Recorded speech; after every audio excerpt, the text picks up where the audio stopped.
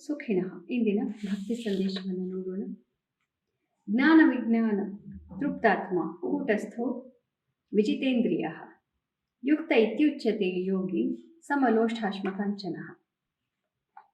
ಜ್ಞಾನ ವಿಜ್ಞಾನ ಯುಕ್ತಾತ್ಮ, ಯಾರು ಜ್ಞಾನದಿಂದ ತನ್ನ ಬುದ್ಧಿಯನ್ನ ವಿಶೇಷವಾದಂತಹ ಜ್ಞಾನ ವಿಜ್ಞಾನ ಇವೆರಡನ್ನು, ಸರಿಯಾದ ಜ್ಞಾನ ಮತ್ತು ವಿಶೇಷವಾದಂತಹ ಜ್ಞಾನ, ಇವುಗಳನ್ನು ತನ್ನಲ್ಲಿ ಅಳವಡಿಸಿಕೊಂಡು ಯೋಗಿಯಾಗಿದ್ದಾನೋ ಅಂತಹವನಿಗೆ ಕಲ್ಲು, ಚಿನ್ನ, ವಜ್ರ ಎಲ್ಲವೂ ಒಂದೇ.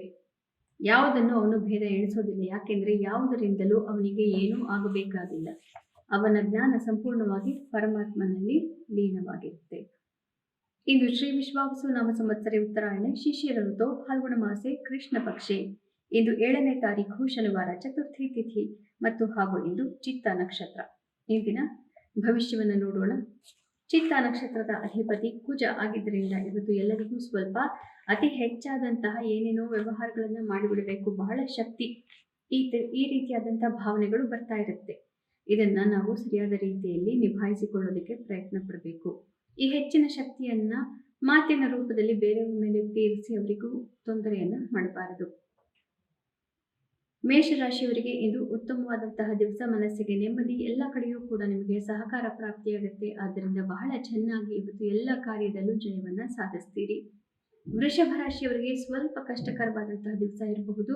ಮನಸ್ಸಿಗೆ ನೆಮ್ಮದಿ ಇರುತ್ತೆ, ಆದರೂ ಕೂಡ ಅನೇಕ ವಿಚಾರಗಳಲ್ಲಿ ನಿಮಗೆ ಹಣಕಾಸಿನ ವಿಚಾರ ಹಾಗೂ ನಿಮ್ಮ ಬುದ್ಧಿವಂತಿಕೆಯನ್ನ ಸಂಬಂಧಿಸಿದಂತೆ ಅನೇಕ ವಿಚಾರಗಳಲ್ಲಿ ಸ್ವಲ್ಪ ಸಿಟ್ಟು ಬರುವಂತಹ ಸಂದರ್ಭಗಳನ್ನು ನೋಡಬೇಕಾಗಿ ಬರಬಹುದು. ಬಹಳ ವಿನಯಶೀಲರಾಗಿ ಕೆಲಸವನ್ನ ನಡೆಸಿಕೊಳ್ಳಬೇಕು. ಮಿಥುನ ರಾಶಿಯವರಿಗೆ ಸ್ವಲ್ಪ ಕಷ್ಟಕರವಾದಂತಹ ಗೋಚಾರ. ತಾಯಿಯ ಜೊತೆಗೆ ಸ್ವಲ್ಪ ಮನಸ್ತಾಪಗಳು ಬರಬಹುದು. ತಾಯಿಯ ಆರೋಗ್ಯದ ಬಗ್ಗೆ ತೊಂದರೆ ಇರಬಹುದು. ರಿಯಲ್ ಎಸ್ಟೇಟ್, ಕೋರ್ಟ್ ಮ್ಯಾಟರ್ಗಳಲ್ಲೂ ಕೂಡ ಇವತ್ತು ಬಹಳನೇ ಮನಸ್ಸಿಗೆ ಖೇದ ಆಗಬಹುದು. ಕರ್ಕ ರಾಶಿಯವರಿಗೆ ಅತ್ಯುತ್ತಮವಾದಂತಹ ದಿವಸ. ಎಲ್ಲ ಕೆಲಸದಲ್ಲೂ ಜಯ, ಮಾತಿನ ಒಂದು ಚಕಮಕಿಯಿಂದ ನೀವು ಗೆಲ್ತೀರಿ. ಹಾಗೂ ಯಾರ್ಯಾರು ಮಾಧ್ಯಮಗಳಲ್ಲಿ ಕೆಲಸ ಮಾಡ್ತೀರಿ, ಪಾಲಿಟಿಷಿಯನ್ಸ್ ಮತ್ತು NGOಗಳಲ್ಲಿ ಕೆಲಸ ಮಾಡೋರಿಗೆಲ್ಲರಿಗೂ ಅತ್ಯುತ್ತಮವಾದಂತಹ ಯಶಸ್ಸು. ಸಿಂಹ ರಾಶಿಯವರಿಗೆ ನಿಮ್ಮ ಮನೆಯಲ್ಲಿ ಸ್ವಲ್ಪ ಚಕಮಕಿ ನಡೆಯಬಹುದು. ಈಗೋ ಕ್ಲಾಶ್ಗಳು ಇವತ್ತು ಆಗಬಹುದು. ಆದ್ದರಿಂದ ಬೇರೆಯವರ ದೃಷ್ಟಿಕೋನವನ್ನು ಸರಿಯಾಗಿ ಅರ್ಥ ಮಾಡಿಕೊಂಡು ಅವರಿಗೂ ಕೂಡ ಸಮಾಧಾನವಾಗುವಂತೆ ನಡೆದುಕೊಳ್ಳಬೇಕು. ಕನ್ಯಾ ರಾಶಿಯವರಿಗೆ ಅತ್ಯುತ್ತಮವಾದಂತಹ ದಿವಸ. ಮನಸ್ಸಿಗೆ ನೆಮ್ಮದಿ. ಹಿಂದಿನ 3-4 ದಿನಗಳಲ್ಲಿದ್ದ ಮಾನಸಿಕ ತೊಂದರೆಗಳೆಲ್ಲ ಬಗೆಹರಿದು ಮನಸ್ಸಿಗೆ ಇವತ್ತು ನೆಮ್ಮದಿಯನ್ನ ಕಾಣುತ್ತೀರಿ. ಆದರೆ ಅತಿ ಸರ್ವತ್ರ ವರ್ಜಯೇತ್, ಯಾವುದನ್ನ ಅತಿ ಮಾಡಲಿಕ್ಕೆ ಹೋಗಬಾರದು. ತುಲಾ ರಾಶಿಯವರಿಗೆ ಸ್ವಲ್ಪ ಕಷ್ಟಕರವಾದಂತಹ ದಿವಸ. ಮುಖ್ಯವಾದಂತಹ ನಿರ್ಧಾರಗಳು ಬೇಡ. ಇವತ್ತು ಬೇರೆಯವರ ಸಹಕಾರ ನಿಮಗೆ ಇರೋದಿಲ್ಲ. ಧನ ವ್ಯಯವಾಗಬಹುದು. ಆರೋಗ್ಯದ ಚಿಂತೆಗಳು, ಸಮಸ್ಯೆಗಳು ಕೂಡ ತೋರಬಹುದು. ಹಾಗೂ ಮುಖ್ಯವಾದಂತಹ ಮಿತ್ರತ್ವಗಳಲ್ಲಿ ಒಡಕು ಕಾಣಬಹುದು. 2 ದಿನ ಕಾಯೋದು ಒಳ್ಳೆಯದು. ವೃಶ್ಚಿಕ ರಾಶಿಯವರಿಗೆ ಉತ್ತಮವಾದಂತಹ ದಿವಸ. ಇಷ್ಟಾರ್ಥ ಸಿದ್ಧಿ, ಮನಸ್ಸಿಗೆ ನೆಮ್ಮದಿ. ಯಾವುದೇ ಕೆಲಸವನ್ನು ಮಾಡಿದರೂ ಕೂಡ ಇವತ್ತು ಜಯ ಪ್ರಾಪ್ತಿ, ಧನಾಗಮ. ಧನು ರಾಶಿಯವರಿಗೆ ಕಾರ್ಯಕ್ಷೇತ್ರದಲ್ಲಿ ಯಶಸ್ಸು, ಮನಸ್ಸಿಗೆ ನೆಮ್ಮದಿ. ಆಚೆ ಹೋಗುವಂತಹ ಓಡಾಟದಲ್ಲಿ ಇರುವಂತಹ ಕೆಲಸಗಳಲ್ಲಿ ಇವತ್ತು ಹೆಚ್ಚಿನ ಯಶಸ್ಸು. ಮಕರ ರಾಶಿಯವರಿಗೆ ಮನಸ್ಸಿಗೆ ನೆಮ್ಮದಿ, ಭಾಗ್ಯೋದಯವಾಗುತ್ತೆ. ಹಿಂದಿನ 2-3 ದಿನಗಳಲ್ಲಿದ್ದಂತಹ ಎಲ್ಲ ಸಮಸ್ಯೆಗಳು ಇವತ್ತು ಬಗೆಹರಿದು ಮುಂದಿನ ಮಾರ್ಗದರ್ಶನ ಪ್ರಾಪ್ತಿಯಾಗುತ್ತೆ.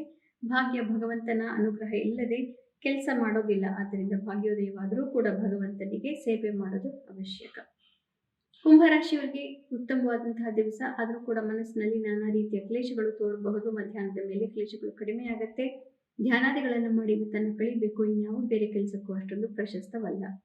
ಮೀನ ರಾಶಿಯವರಿಗೆ ಅತ್ಯುತ್ತಮವಾದಂತಹ ದಿವಸ. ಮನಸ್ಸಿಗೆ ನೆಮ್ಮದಿ ಪ್ರಾಪ್ತಿ. ನಿಮ್ಮ ಪ್ರೀತಿ ಪಾತ್ರದಿಂದ ಸಹಕಾರ ಇವತ್ತು ಖಂಡಿತವಾಗ್ಲೂ ಇದೆ. ದಾಂಪತ್ಯದಲ್ಲಿ, ಪಾರ್ಟ್ನರ್ಶಿಪ್ಗಳಲ್ಲಿ, ಕೆಲಸದಲ್ಲಿ ನೆಮ್ಮದಿ. ಪುನಃ ನಾಳೆ ಭೇಟಿಯಾಗೋಣ. ಅಲ್ಲಿವರೆಗೂ ನಿಮಗೆ ತಿಳಿದೇ ಇದೆ. ಗೀತಾ ಶ್ಲೋಕಗಳ ಶ್ರವಣ, ಪಠಣ, ಮನನ, ಲೇಖನ ಯಾವುದು ಒಂದನ್ನು ಕೂಡ ಮಾಡಿದ್ರು ಜನ್ಮಾಂತರದ ಪಾಪವನ್ನು ಕಳ್ಕೋಬಹುದು. ಶುಭಮಸ್ತು. ಶ್ರೀಕೃಷ್ಣ ವಿಜಯ.